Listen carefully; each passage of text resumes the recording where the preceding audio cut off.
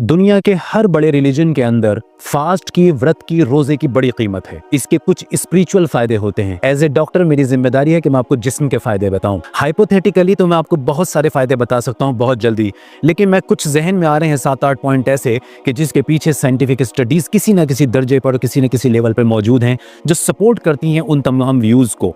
तो मैं ये आपको बताऊंगा इस वीडियो के अंदर कि इसके क्या फायदे हैं और आप इसके फायदे को कैसे बढ़ा सकते हैं, मैं ये भी बताऊंगा। बिस्मिल्लाहिर्रहमानिर्रहीम, अस्सलाम वालेकुम नाज़रीन। तो कैसे हैं? उम्मीद करते हैं खैरियत से होंगे। और ये जो महीना चल रहा है ये रमज़ान का महीना चल रहा है और आज जो है 20वां रोज़ा जो है वो चल रहा है, यानी 19 रोज़ा हमारा जो है कंप्लीट हो चुका है। तो उम्मीद है कि आप सबों का जो है रोज़ा बहुत ही अच्छे से गुजर रहा होगा और साथ ही साथ रोज़ा के साथ भी इबादत। तो जैसा कि इस वीडियो में हम आप लोग के लिए लेकर आए हैं, बहुत ही इंपॉर्टेंट चीज़ है कि रोज़ा तो रखना आप जानते ही, रोज़ा से ही रिलेटेड इस वीडियो में है। तो रोज़ा रखना एक इबादत है ही, ठीक है। साथ ही साथ रोज़ा रखने से क्या फ़ायदा होता है हमारे जिस्मानी तौर पे, जिसमें हमारे क्या अपडेट होता है, उससे क्या फ़ायदे होते हैं, क्या रोज़ा रखने से क्या हमारा जिस्म कमज़ोर हो जाता है, क्या हम दुबले हो जाते हैं, क्या ऐसा ही कुछ वजह है।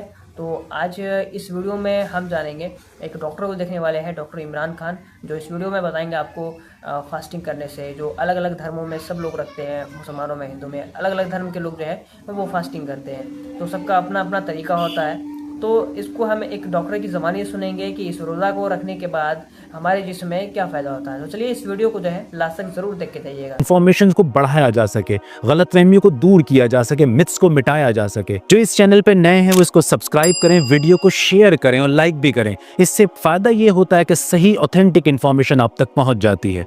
शुरू करते हैं।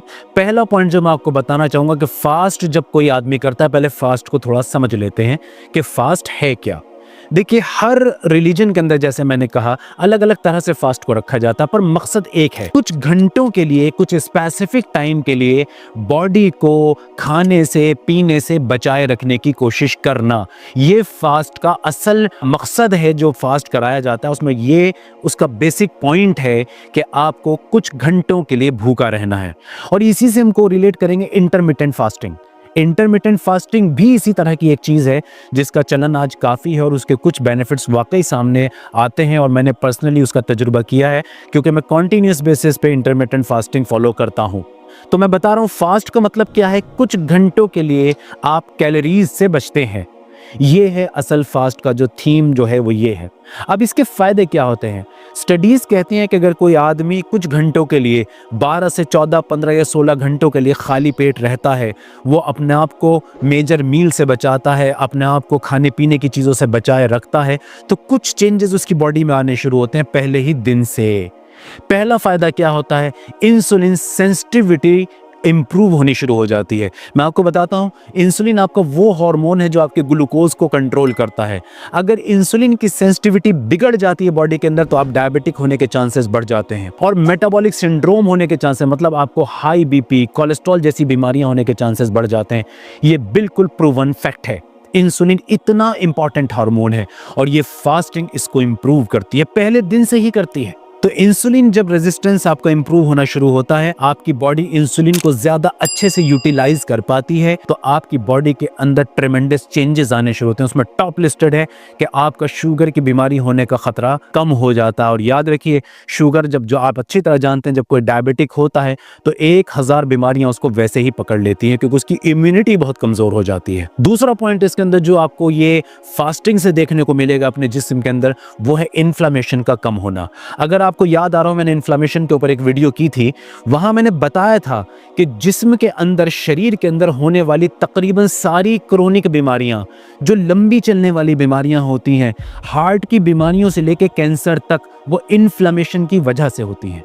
यहां तक कि इरेक्टाइल डिस्फंक्शन भी इन्फ्लेमेशन की वजह से बहुत सारे केसेस में होता है। जी हाँ, तो इन्फ्लेमेशन क्या है, आसान जबान में सोजिश भी बोलते हैं, सूजन भी बोलते हैं, लेकिन यहाँ जो मैं इन्फ्लेमेशन बता रहा हूँ ये वो आम बात वाली इन्फ्लेमेशन नहीं है कि किसी के चोट लगी, वहाँ पे कुछ चोट लग के सूजन आई तो उसको भी इन्फ्लेमेशन बोला जाता है। तो आम जबान में तो बात यही है, पर ये सेल के लेवल पे भी होती है। उसका आपको शुरुआत में पता नहीं लगता, साल हर साल तक हमारी बॉडी के अंदर इन्फ्लेमेशन चलती है और फिर हमें अचानक जाके पता लगता है कि हार्ट अटैक हुआ, किडनी की बीमारियाँ हुई, लीवर की बीमारियाँ हुई, कैंसर जैसी बीमारियां हुई, लंग्स की बीमारियां हुई, ब्रेन की बीमारियां हुई, पता लगता है ये पीछे वो इन्फ्लेमेशन है। ये फास्टिंग इस इन्फ्लेमेशन को रिड्यूस करने लगती है पहले ही दिन से। तीसरा पॉइंट है इसके अंदर, ये आपके बीपी को और कोलेस्ट्रॉल को कंट्रोल करती है। अब सोचिए, कोई चीज बिना दवा के ही बीपी और लिपिड को और आपके ब्लड के फैट्स को, जिसे हम कोलेस्ट्रॉल भी बोलते हैं, जब उसको मैनेज करना शुरू करती है तो कितनी सारी बीमारियों से आप बचते हैं और आपकी एनर्जी का लेवल क्या होगा। अगला पॉइंट है इसके अंदर कि आपके ब्रेन के फंक्शन इंप्रूव होते हैं। जी हाँ, स्टडीज ये देख चुकी हैं, बता चुकी हैं, जब आप एक लंबे वक्त तक फास्टिंग के रूल को फॉलो करते हैं तो आपके ब्रेन के अंदर कुछ चीज़ें ऐसी हैं, कुछ पॉइंट्स ऐसे हैं कि जो हमारी कॉग्निटिव पावर को, हमारी मेमोरी को और हमारे सोचने समझने की क्षमता को ज़्यादा अफेक्ट करते हैं। ये फास्टिंग उन्हीं सेंटर्स को इम्प्रूव करती है। स्टडीज़ ये तक भी कहती हैं कि जो लोग कॉन्टीन्यूस बेसिस पे फास्टिंग जैसी चीज़ों को फॉलो करते हैं, उनके अंदर एंजाइटी, डिप्रेशन जैसी बीमारियां कम होती हैं, उसके चांसेस कम होते हैं। अगला पॉइंट इसके अंदर जो मेरे दिमाग में, ग्रोथ हार्मोन याद आया मुझे। ग्रोथ हार्मोन, आपकी बॉडी के अंदर 24 घंटे दिन रात ग्रोथ हार्मोन बनते हैं।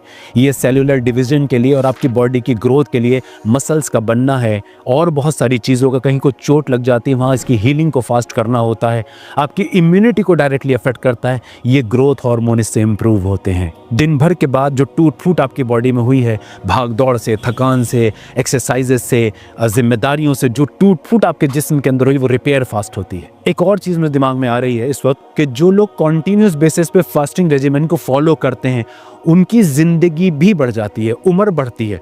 और उसकी एक वजह ये समझ में आ रही है कि मैंने जो ऊपर वाले पॉइंट्स आपको बताएं, अगर इसमें हम गौर करें कि फास्टिंग अगर इन्फ्लेमेशन को कम कर रही है, फास्टिंग अगर इंसुलिन सेंसिटिविटी को इंप्रूव कर रही है, फास्टिंग अगर आपके ब्रेन फंक्शन को इंप्रूव कर रही है, लिपिड, कोलेस्ट्रॉल को और बीपी को कंट्रोल कर रही है, तो आपको बीमारियों से बचा रही है। तो जब बीमारियां शरीर में कम होंगी, खासकर ख़तरनाक बीमारियां कम होंगी, तो उम्मीद है कि इंसान की ज़िंदगी भी बढ़ेगी। लेकिन ज़िंदगी बढ़ाने के लिए जो स्टडीज़ की जा रही हैं, जो रिसर्च चल रही है कि हम उम्र को कैसे बढ़ा सकते हैं, उसके अंदर इंटरमिटेंट फास्टिंग का और इस तरह की फास्टिंग का एक बहुत बड़ा रोल है। और एक पॉइंट मुझे और समझ में आएगा अब ये बात करते करते, कैंसर प्रिवेंशन। स्टडीज़ ये भी कहती हैं फास्टिंग करने वाले लोगों के अंदर कैंसर, किसी भी तरह के कैंसर होने के चांसेस कम हो जाते हैं। और इसकी भी वजह मुझे लगता है वही है कि इन्फ्लेमेशन कम होती है। तो ये कुछ पॉइंट्स थे बड़े इंपॉर्टेंट से जो जहन में आए कि फास्टिंग के इतने सारे फायदे हैं। एक बात और चलते चलते यहाँ ज़रूर कहूँगा कि फास्टिंग सबके लिए नहीं है। जैसे जिन लोगों को शुगर की बीमारी हो चुकी है, डायबिटीज़ है और उनकी डायबिटीज़ अनकंट्रोल्ड है, ऐसे लोग शुरुआत में फास्टिंग से बचें। ये किसी तरह की कोई भी क्रोनिक बीमारी जिसके अंदर न्यूट्रिशन की इंतहा लेवल पर ज़रूरत होती है, आपको सही protein, vitamin, carbohydrate, macros and माइक्रोज अच्छे अमाउंट में चाहिए होते हैं, बहुत सारी बीमारियां ऐसी होती हैं, वहाँ भी फास्टिंग नुकसान करती है। तो पता लगा बीमार लोगों को एक बार अपने डॉक्टर से कंसल्ट करना चाहिए। बीमार लोगों को जो बिल्कुल हेल्दी हैं, एक नेचुरल लाइफ और हेल्दी लाइफ जी रहे हैं, उनके लिए तो ये अमृत ही है। इससे ज़्यादा मैं वाकई नहीं कह सकता, संजीवनी बूटी की तरह काम करती है। मेरा अगला पॉइंट है कि आप इस फास्टिंग को कैसे मैक्सिमाइज करें, इसके रिजल्ट्स को ज्यादा से ज्यादा फास्टिंग का फायदा कैसे उठाएं। मैं 2-3 बातें आपको बताता हूं। सबसे पहली बात, आजकल तो रमजान चल रहा है और ये रमजान का महीना है और लोग रोजे रख रहे हैं, ये मैं उनको भी बताना चाहता हूं, वो भी सीखें और आने वाले वक्त में जो दूसरे लोग व्रत रखेंगे उनका भी वक्त आएगा तो वो भी इस बात को सीखें। क्या करना है आपको कि जब आप अपने खाने वाले विंडो में आए हैं तो जंक फूड, फास्ट फूड और शुगरी आइटम इस्तेमाल ना करें, जिसमें चीनी घोल रखी हो, शरबत मिला रखे हो, आर्टिफिशियल कोल्ड ड्रिंक, जूसेस मिला रखे हो। तो आप जब अपने खाने वाले विंडो में आए, फास्टिंग के बाद जो आप पहला मील लेंगे, जो पहला खाना आप खाएंगे, उस खाने के अंदर थोड़ी सैलेड जरूर हो, कार्बोहाइड्रेट्स के अच्छे सोर्स हो। हमारे यहाँ रोटी, चपाती, चावल ये अच्छे सोर्सेज हैं कार्बोहाइड्रेट के। इसी तरह प्रोटीन के अच्छे सोर्स उसके अंदर मौजूद हों, चाहे कोई प्रोटीन अच्छा सप्लीमेंट हो, एग हो, फिश हो, नॉन वेज हो, और जो वेजिटेरियन है वो वे प्रोटीन आइसोलेट यूज़ कर सकते हैं, सोया चंक, सोयाबीन जैसी चीज़ें यूज़ कर सकते हैं, इस तरह टोफू जैसी चीज़ यूज़ कर सकते हैं। इस तरह की एक मुकम्मल मील तैयार की जाए। हमारे घरों में जो आमतौर से इंडिया में खाने खाए जाते हैं, इसको थोड़ा इम्प्रूव करने की ज़रूरत है। हमारा ज़्यादातर फोकस कार्बोहाइड्रेट और फैट्स की तरफ होता है। हमने देखा है, तजुर्बे से भी देखा और स्टडीज़ भी ये कहती हैं कि इंडियन पीपल काफ़ी डेफिशिएंट हैं प्रोटीन के अंदर। तो हमारे यहाँ प्रोटीन का चलन नहीं है। एक ज़माना था हमारे यहाँ कि हमारे बुजुर्ग दूध ज़्यादा पिला लिया करते थे, इस तरह की चीज़ें हमें ज़्यादा खिला लिया करते थे, तो किसी दर्जे में उस प्रोटीन की कमी को हम पूरा कर लेते। पर अब ऐसा कल्चर भी नहीं है, अब हालात बदल गए हैं। आज junk food, fast food, carbohydrate और फैट्स के ऊपर फोकस ज़्यादा है। तो प्रोटीन काफ़ी तेज़ी से कम हो रहा है, जिसका नतीजा बड़ा ख़तरनाक आपकी बॉडी में आता है। आपकी इम्यूनिटी ख़राब होती है, आपकी मसल्स ख़राब होती हैं, आपकी बोन्स ख़राब होती हैं, आपका ब्रेन ख़राब होता है, यहाँ तक कि कई क्रोनिक बीमारियाँ जन्म ले लेती हैं। तो इससे बचना है तो जो पहला मील हो वो हेल्दी हो। इसके साथ तीसरा पॉइंट है कीप हाइड्रेटेड। इतना पानी, इतना न्यूट्रिशन के साथ साथ इतना हाइड्रेशन भी देना है कि आपकी बॉडी उससे प्रॉपरली काम करती रहे। जैसे आप इसके अंदर नारियल का पानी इस्तेमाल कर सकते हैं, इसके अंदर कुछ लोगों को शिकंजी भी फ़ायदा कर सकती है, नॉर्मल पानी भी फ़ायदा कर सकता है, कांजी भी एक अच्छा ऑप्शन, मैंने वीडियो में कांजी के बारे में बताया है, वो भी एक अच्छा ऑप्शन है। छाछ जैसी चीज़ें, लस्सी जैसी चीज़ें जिसमें शुगर ना मिक्स की गई हो, ये बहुत अच्छे ऑप्शंस हैं।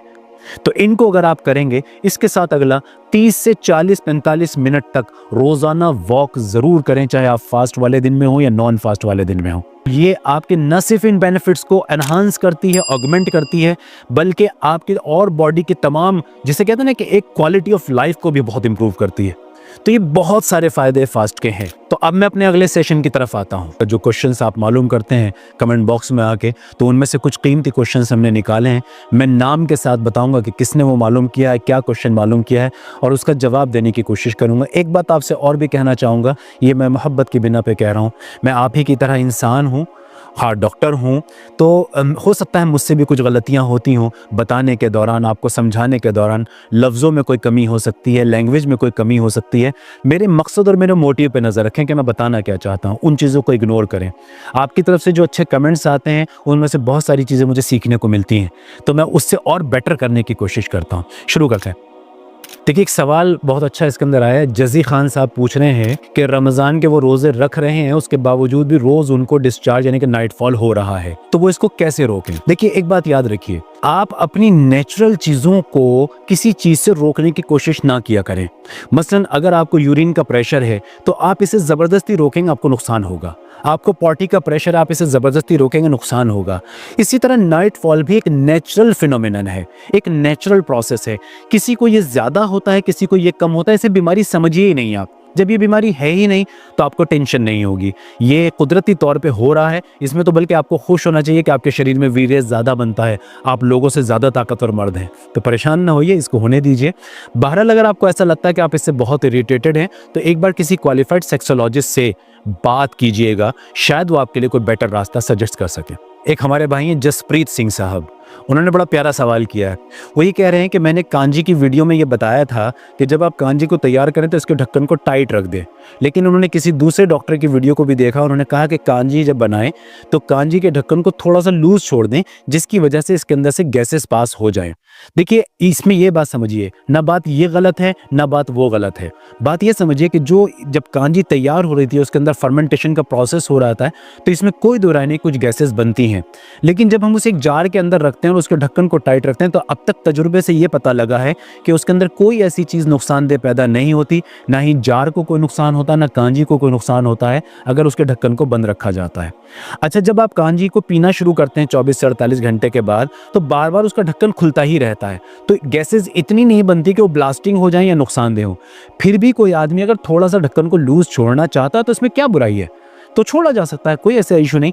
हम बचाते सिर्फ इसलिए हैं कि एनवायरनमेंट में जो पोल्यूशन वगैरह है, गंदगी है, धूल मिट्टी, वो अंदर चली जाती है। तो दोनों में से कोई बात गलत नहीं है, जो जहां आपका दिल जमता है उसे फॉलो करें। अगला सवाल आ रहा है मिस्टर तारिक की तरफ से, तारिक इस्लामिक साहब कोई हैं, वो सवाल कर रहे हैं कि सुबह के अंदर वो पंपकिन सीड लेते हैं 1 स्पून, तो शाम में कोई दूसरा सीड और ले सकते हैं। देखिए, यूजुअली लेने में तो कोई परेशानी है ही नहीं, बिल्कुल ले सकते हैं, लेकिन याद रखिए कि सीड्स के अंदर कैलोरीज अच्छे अमाउंट में होती है, क्योंकि उसके अंदर एक अच्छे किस्म की फैट होती है। आप टोटल अपनी कैलोरीज को देख के कि आपकी ज़रूरत क्या है, आपकी बॉडी की डिमांड्स क्या हैं, उसके हिसाब से आप सीड्स को ऐड करें। सीड्स एक हेल्दी ऑप्शन है, लेकिन हद से ज़्यादा किसी भी चीज़ का इस्तेमाल ठीक नहीं होता। तो आप देखिए कि अगर आप पतले से आदमी हैं, आपको ज़्यादा कैलोरीज़ की ज़रूरत है, आप कैलोरी डेफिशिट में नहीं चल रहे हैं बल्कि आप सरप्लस में चल रहे हैं, आप अपने वज़न को थोड़ा सा बढ़ाना भी चाहते हैं, तो आप सीड्स का इस्तेमाल बिल्कुल कर सकते हैं, कोई नुकसानदेह नहीं है। सवाल मिस्टर सिंह की तरफ से है और बड़ा प्यारा सवाल है। वो ये कह रहे हैं कि हमने एक वीडियो के अंदर मैंने बताया था कि पहाड़ी लहसुन कितना फ़ायदेमंद होता है, तो शायद वहाँ से उनको ये लगा, वो मालूम करना चाहते हैं कि जो घर के अंदर हम लहसुन इस्तेमाल करते हैं, गार्लिक यूज़ यूज़ करते हैं, क्या उससे भी वही फ़ायदे होते हैं, उसका यूज़ किया जा सकता है? जी हाँ, उसके भी फ़ायदे बहुत होते हैं और उसको भी आप यूज़ कर सकते हैं और कई तरह से यूज़ कर सकते हैं। मैं रिकमेंड करता हूँ कि रोज़ाना ताज़ी चटनी बनाई जाए लहसुन की, पुदीने के साथ, हरे धनिये के साथ, और उसको अपनी रोटी के साथ, अपनी सब्जियों के साथ, अपनी तरकारियों के साथ उसे खाया जाए। ये बहुत अच्छा तरीका है। कुछ लोगों को हमने ये भी देखा है कि वो उसकी कच्ची कलियाँ निकाल के चबा के सुबह को खा लेते हैं। लहसुन के अंदर जो इम्पोर्टेंट केमिकल है लिसिन, वो मिल जाता है उससे भी, लेकिन पहाड़ी लहसुन पे हमारा तजुर्बा ज़्यादा है, तो ये बात एक्सपीरियंस से साबित है कि वो ज़्यादा बेटर साबित होता है बीपी कंट्रोल करने में और कुछ हेल्थ बेनिफिट ज़्यादा देने में। उम्मीद है मेरी बात समझ में आई होगी। नाज़रीन, उम्मीद करते हैं कि इस वीडियो को देखने और सुनने के बाद जो है आपको इस वीडियो से जो है कुछ नई जानकारी मिली होगी, कुछ आपके लिए जो है बहुत यूज़फुल चीज़ें जो है वो पता चली होगी। अगर इस तरह के और भी वीडियोस आपको देखना पसंद है और चैनल पर नए हैं, जो चैनल को लाइक कीजिएगा, शेयर कीजिएगा और साथ ही साथ सब्सक्राइब करना ना भूलिएगा। तो मिलते हैं अगले वीडियो में, तब तक के लिए अल्लाह हाफिज़।